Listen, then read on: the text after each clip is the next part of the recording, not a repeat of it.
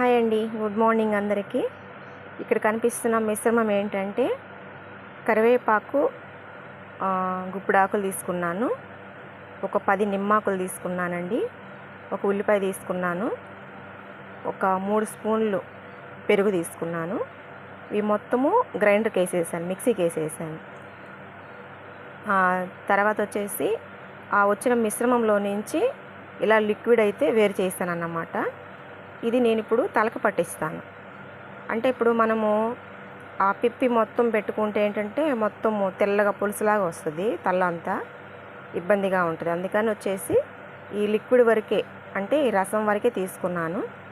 So కాబట్టి ఇదేంటంటే తల స్నానం చేసిన మరుసటి రోజు తలకు పట్టించాలండి. ఎందుకంటే కుదుళ్ళు పటిష్టంగా ఉండటానికి, తల వెంట్రుకలు ఊడిపోకుండా ఉండటానికి ఇది ఎక్కువగా ఉపయోగపడుతుంది. కరివేపాకు ఏంటంటే హెయిర్ గ్రోత్ పెంచడానికి బాగా పనికొస్తుంది కాబట్టి.